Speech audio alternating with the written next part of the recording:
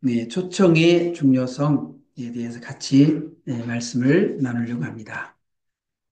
아, 우리 모든 사람들은 다 예수님의 초청을 받으신 줄로 믿습니다. 우리 예수님께서 수고하고 무거운 짐자들아 다 내게로 오라. 내가 너희를 쉬게 하리라. 우리가 이 세상에 정말 살면서 얼마나 수고하고 무거운 짐이 많습니까? 그런데 날마다 짐을 지시는 주, 그 구원의 주님을 주님 앞에 우리가 날마다 우리의 짐을 져주시는 주님 앞에 우리의 짐을 이렇게 내려놓고 또 주님 앞에 우리가 주님의 수청을 받아서 우리가 주님의 앞에 모든 걸 다 내려놓으니까 얼마나 감사해요. 네, 빌립보 4장에 있는 말씀대로 아무것도 염려하지 말고 오직 모든 일에 너희 구할 것을 감사함으로 너희 하나님께 아뢰라. 그리하면 모든 지각에 뛰어난 하나님의 평강이 그리스도 예수 안에서 너희 마음과 생각을 지키시리라. 하나님은 항상 우리가 이 세상에서 또 염려하지 말고 걱정하지 말고 모든 짐을 다 여호와께 하나님께 맡기라고 말씀하고 있습니다. 오늘도 이 아침에 여러분 예수님의 수를 받은 여러분 모두가 다 모든 짐을 주님 앞에 다 내려놓으시기를 바랍니다. 오라 너희 목마른 자들아 물로 나오라. 돈 없는 자도 오라.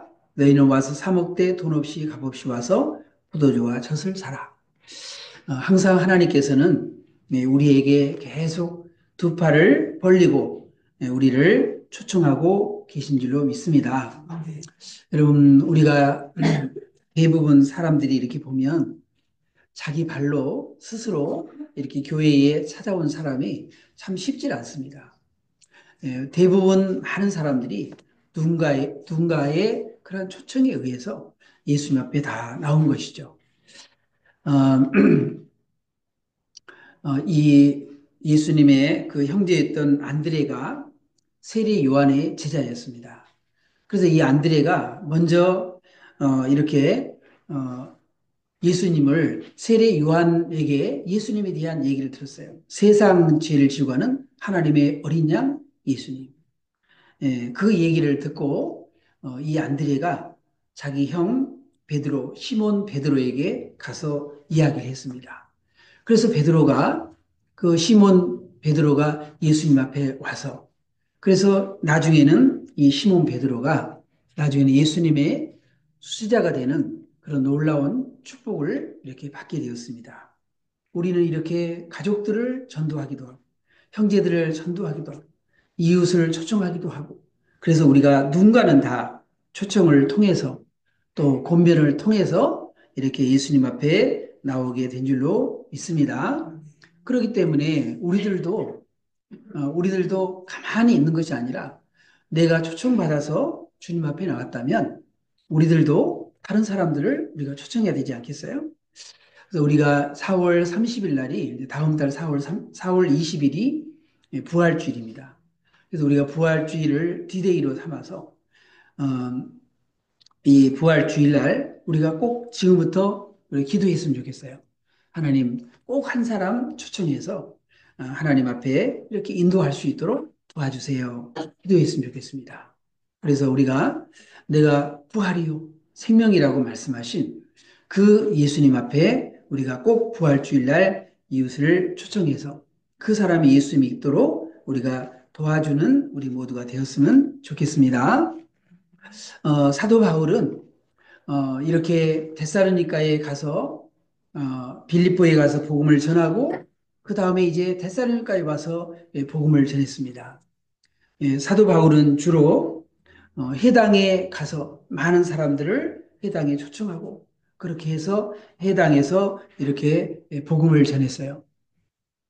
데살로니가는 사도 바울이 겨우 3주 동안 여러분 3주 동안에 이렇게 복음을 전했는데 데살로니가 교회가 탄생했습니다. 여러분 3주 동안 복음을 듣고도 교회가 탄생될 수 있다는 거예요. 얼마나 놀라운 일입니까? 예. 그래서 사도 바울이 도대체 3주 동안 무슨 얘기를 했길래 그 3주 동안에 그렇게 복음을 듣고 그리고 그들이 이렇게 데살로니가 교회를 세우게 됐는가? 정말 놀라운 일이에요. 그래서 새 안식일에 성경을 가지고 강론했다. 새 안식일에 그랬으니까 3주라는 게 3주.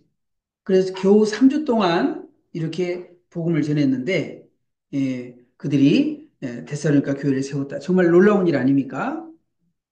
그래서 3절에 보니까 이렇게 얘기하고 있어요.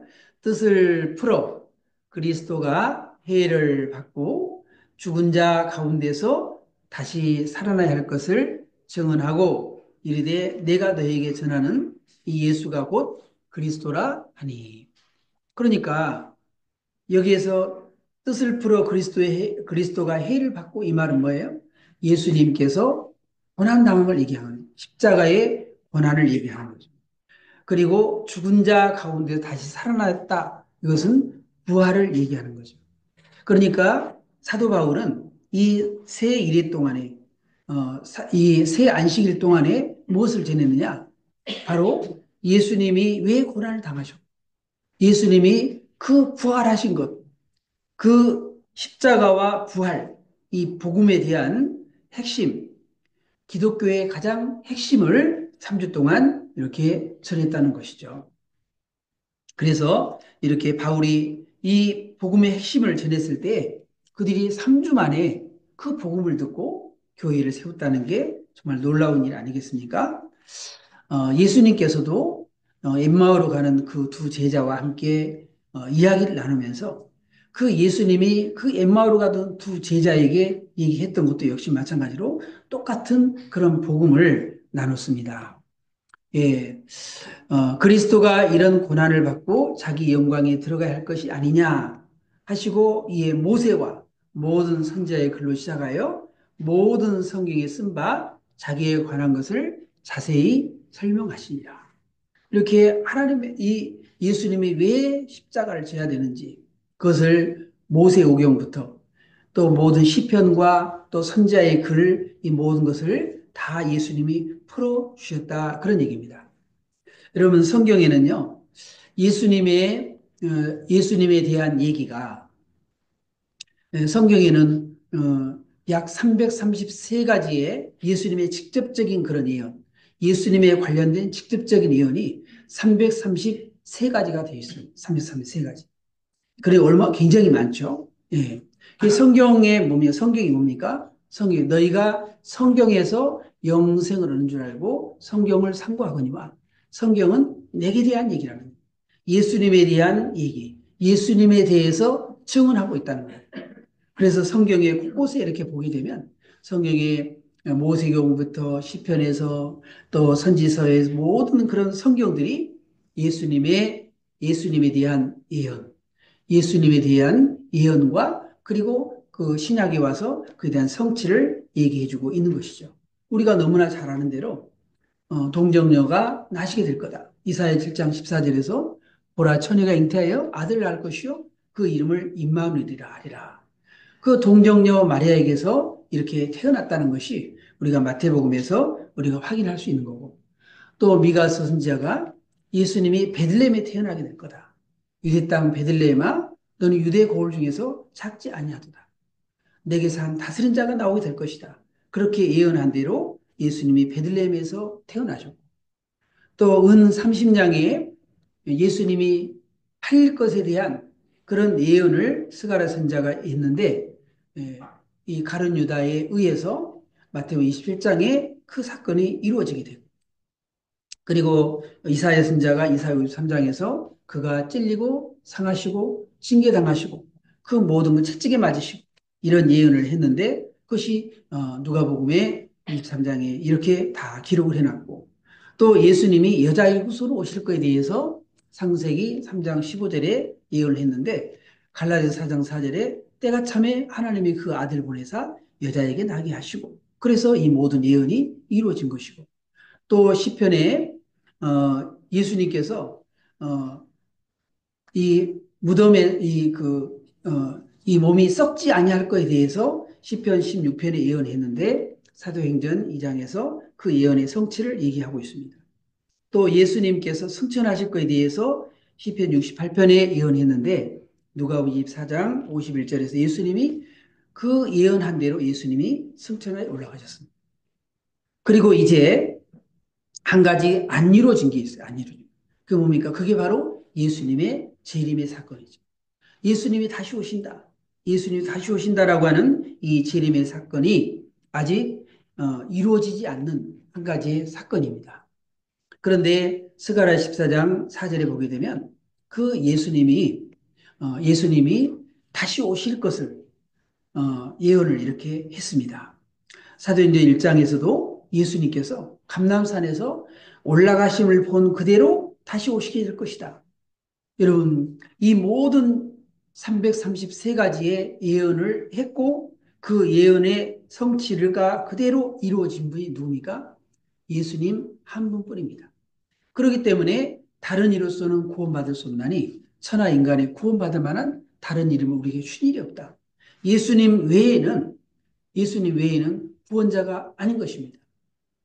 예수님 외에는 우리를 구원하러 오실 유일한 분이 예수님 말고는 없다는 거예요.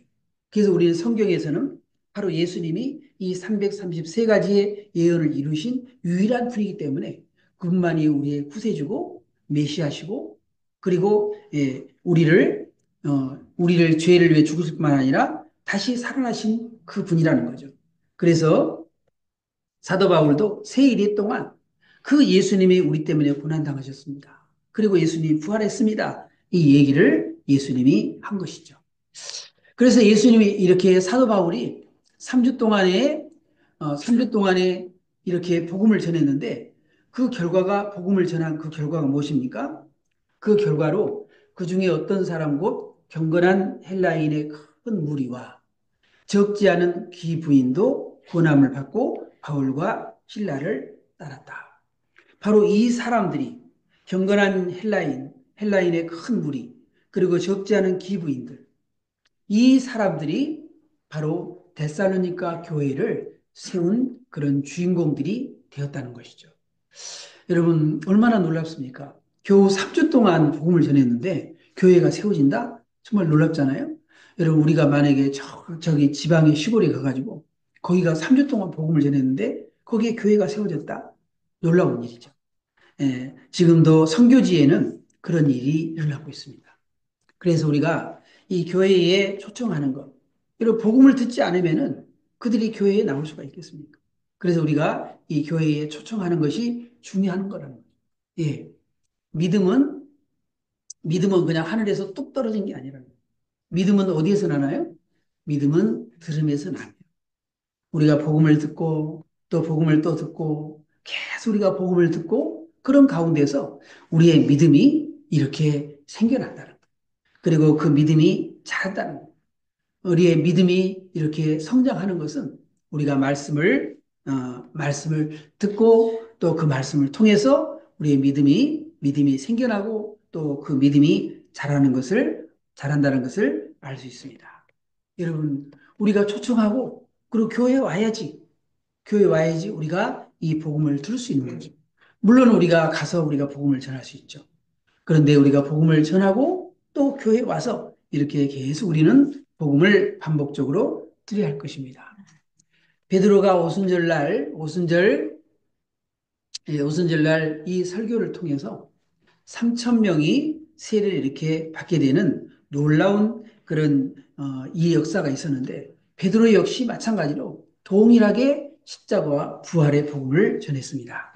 자, 사도행전 2장 36절에 그런즉 이스라엘 온 집은 확실히 알지니 너희가 십자가에 못 박은 이 예수를 하나님이 주와 그리스도가 되게 하셨느니라. 그래서 이날에 세례를 받았는데 몇 명이 세례를 받았어요? 3천 명이 세례를 받은 거예요. 여러분 정말 놀랍지 않습니까? 이렇게 복음은 정말 놀라운 것입니다. 사람들을 변화시키고 회개시키고 새롭게 만드는 것. 바로 이것이 바로 복음의 능력인 것이죠. 그래서 히브리서 4장 12절에서는 하나님의 말씀은 살았고 운동력이 있어 좌우에 날선 어떤 검보다도 예리하여 혼과 영과 및 관절골수를 찔러 쪼개고 또 마음의 생각과 뜻을 판단한다고 그랬습니다. 그래서 우리가 복음을 듣고 그렇게 하게 되면 사람들의 마음이 때로는 찔리기도 하고 그래서 그 사람들이 말이죠. 복음을 듣고 베드로의 복음을 듣고 많은 사람들이 형제여 우리가 어찌할꼬 하면서 그들이 회개하고 하나님 앞에 돌아오는 놀라운 역사가 일어나고 그들이 성령 받고 그런 다음에 또 복음 전하고 그래서 초대교회가 이렇게 3천 명, 5천 명 그래서 수많은 그런 사람들이 예수를 믿게 되는 것입니다. 여러분 사람을 변화시키는 것, 사람을 변화시키는 그건 사람의 지혜로 할 수 있는 일이 아닙니다. 하나님의 말씀, 살아 역사하는 하나님의 말씀만이 사람을 변화시킬 수 있는 것이죠. 그래서 사도 바울이 그 아덴에 가서 아테네, 그리스 바로 소크라테스 그리고 아리스토텔레스, 플라톤 이런 사람들의 바로 그 본 고장인 그 아테네 그리스에 가서 이 복음을 전했습니다. 그런데 그때 그들이 철학자이기 때문에 사도 바울도 철학적으로 얘기를 했어요. 철학적으로. 그래서 그들의 현란한 그런 수사적인 그런 말을 이렇게 사용하면서 서로 간에 이렇게 이야기했습니다. 그랬는데 그 아덴에 가서 이 복음을 이렇게 사람의 지혜로 나눴는데 철저하게 실패를 했어요. 그래서 겨우 몇 사람 예수 믿고 말았습니다. 그래서 아테네에서는 교회가 세워지지 못했어요. 그래서 그 다음에 이 아테네를 다음에 고린도에 와가지고 와서 이 사도 바울이 복음을 전했는데 사도 바울이 그 아테네에서 실패했던 그것을 고린도 교회에 편지하면서 그렇게 얘기한 거예요. 내 말과 내 전도함이 설득력 있는 지혜의 말로 하지 아니하고 다만 성령의 나타나심과 능력으로 하여 너희 믿음이 사람의 지혜에 있지 아니하고 다만 하나님의 능력이 있게 하려 하였노라. 그래서 사도 바울이 더 이상 철학적인 그런 얘기로 사람의 지혜로 말하지 않고 고린도 교회에 가가지고는 다시 복음으로 무장해서 철저하게 이 복음을 증거해서 이 고린도 교회가 또 세워지게 된 것입니다. 여러분 사람을 변화시키는 것 결코 사람의 지혜가 아니라 하나님의 말씀이요 하나님의 지혜인 줄로 믿습니다. 예, 예수님께서 이 사마리아 여인을 이렇게 만나가지고 이 사마리아 여인에게 또 복음을 이렇게 전했습니다. 그런데 이 사마리아 여인이 복음을 듣고 예수님을 만나고 물동이를 버려두고 동네에 가서 사람들에게 가서 내가 행한 모든 일을 내게 말한 사람을 와서 봐라. 이는 그리스도가 아니냐? 그래서 동네에 있는 모든 사람들이 예수님 앞에 나오게 됐습니다. 이 사마리아 여인이 전도했던 것은 아주 간단했습니다. 와서 보라, 와서 보라. 예, 그렇게 아주 간단하게 이렇게 복음을 전했습니다. 그런데 여러분, 이 사마리아 여인이 간단하게 와보라 했지만은 사마리아 여인이 가슴에 예수님을 만난 뜨거운 이 마음, 그리고 성령의 충만함 그런 것이 있었기 때문에 정말 간단하게 와서 보라라고 얘기했지만은 그 동네 사람들이 다 예수님 앞에 나와서 그들이 예수님을 직접 만나고 그리고 그들이 복음을 듣고 그리고 그 사마리아 사람들이 이렇게 예수님을 만나는 놀라운 그런 일이 벌어졌습니다. 여러분, 우리의 가슴에 정말 예수님을 사랑하는 마음, 그리고 복음으로 이렇게 정말 마음이 뜨거워지고 성령 충만한 그런 마음을 가지고 우리가 복음을 전하면, 그리고 간단하게 우리가 얘기한다 할지라도 사람들은 주님 앞에 나오게 될 줄로 믿습니다. 여러분, 전도라는 게 뭡니까? 전도는 바로 내가 만난 예수님을 전하는 것입니다. 예. 한 젊은 선교사가 미국에서 선교 훈련을 받고 그리고 이제 일본에 가서 복음을 전해야 되겠다. 그렇게 해가지고 오사카에서 나가사키로 가는 그런 배를 탔습니다. 그런데 이 그날 밤은 그날 밤에 비가 굉장히 이렇게 몹시 이렇게 쏟아지고 폭풍과 몰아쳤습니다. 이 선교사는 그래도 이렇게 뜨거운 그런 마음을 가지고 이제 나카사키에 가서 많은 사람들에게 복음을 전해서 그 영혼들을 하나님 앞에 돌아오게 해야지. 그런 마음으로 하나님 앞에 간절히 기도했습니다. 간절히 그렇게 기도를 했는데 기도를 하고 잠에 이렇게 들었는데 한참 잠을 자고 있는데 배가 점점점 이렇게 기울고 있는 거예요. 그래서 이 선교사가 침실 안에 있는 이 구명조끼를 메고서는 간판으로 올라갔습니다. 그랬는데 그 배가 점점점 기울어져 가지고 배가 그만 침몰하고 말았습니다. 이 선교사님은 그래도 1등 선실에 있었기 때문에 구명조끼를 이렇게 입을 수가 있었지만은 많은 사람들 2등이나 뭐 이런 데 있는 사람들은 구명조끼가 없었기 때문에 물에 빠져서 호적되고 있었습니다. 그때 이 선교사의 눈에 한 할머니가 호적되고 있는 것을 발견하게 되었어요. 그래서 이 선교사님이 자신의 구명조끼를 벗어가지고 그 할머니한테 입혀드렸습니다. 그리고 이 선교사가 최초의 마지막 설교를 했습니다. 할머니, 만약에 할머니가 구출된다면은 꼭 다른 사람들에게 이 말을 전하십시오.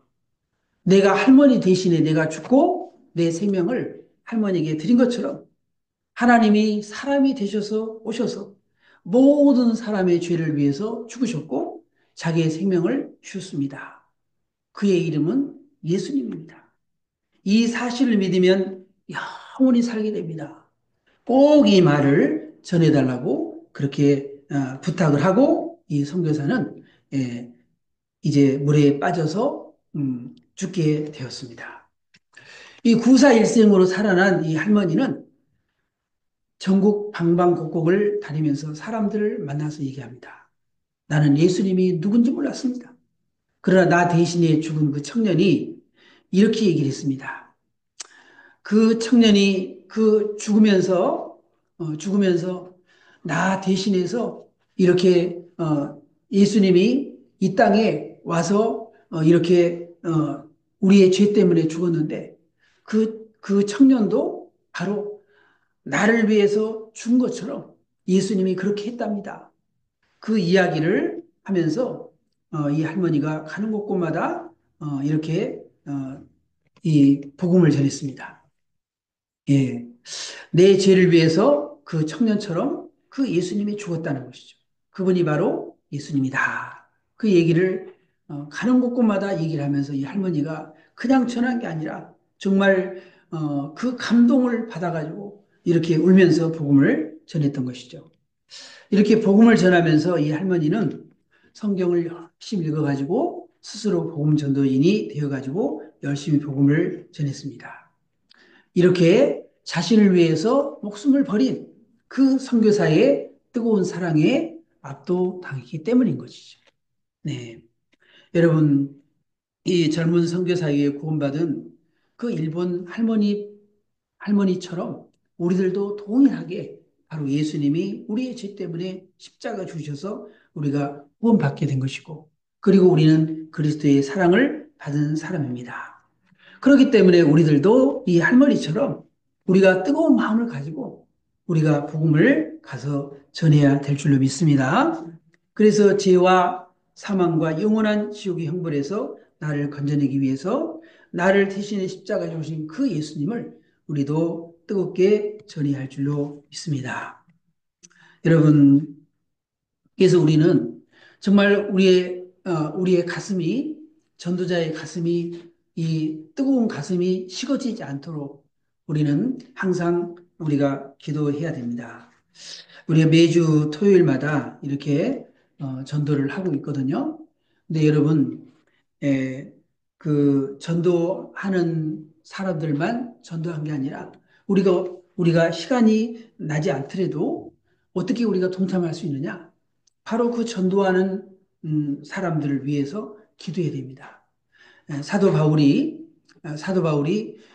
또한 우리를 위하여 기도하되 하나님이 전도할 문을 우리에게 열어주사 그리스도의 비밀을 알아가시길 구하라. 이렇게 사도 바울이 골로새서 교회에 이렇게 편지하면서 부탁을 했습니다. 전도의 문이 열리도록, 그리고 복음의 비밀을 담대히 증거하도록, 또 에베소 교회에도 편지할 때에 사도 바울이 부탁했습니다. 또 나를 위하여 구할 것은 내게 말씀을 주사 나로 입을 열어 복음의 비밀을 담대히 알리게 하옵소서. 네. 우리가 이렇게 복음을 전하다 보면은요, 이상한 사람도 만나게 되거든요. 예, 어제도 우리가 복음을 이렇게 전하는데, 어떤 이제 술을 먹었는지, 어쨌는지, 하여튼 어떤 사람이 우리가 전도하고 있으니까, 막 그러는 거예요. 서양 귀신을 전한다고. 요즘도 그런 말 하는 사람이 있더라고요. 그러면서 막 우리한테 막 삿대질 하면서 막 그런 일을 하더라고요. 여러분, 우리가 뭐 이렇게 정말 별소리 다 들을 수 있습니다. 그러나 우리에게 담대함을 잃지 않도록 위해서 여러분 기도하시고 또 여러분이 중보 기도해 주시기 바랍니다. 항상 예, 또 목회자가 이렇게 말씀을 증거할 때에도 여러분이 정말 한 주간 동안 저는 말씀을 준비하지만 여러분은 이 주일날 정말 복음을 잘 증거할 수 있도록 위해서 여러분이 꼭 기도해 주시기를 바랍니다. 예, 그래서 전도자가 성령 충만해서 복음의 비밀을 담대히 증거할 때 거기에 역사가 있습니다. 그래서 우리는 반드시 꼭 중보기도 하실 수 있기를 바랍니다. 내 가족을, 내 친구를, 내 이웃을 우리는 초청해야 할 줄 믿습니다. 복음의 비밀을 담대히 증거할 수 있도록 또 성령의 충만함과 담대함으로 증거할 수 있도록 그리고 4월 20일 날 한 사람 이상 초청할 수 있도록 그리고 사마리아 여인처럼 예수님을 뜨겁게 만나고 또 증거할 수 있도록 우리는 계속 기도해야 할 줄로 믿습니다. 네.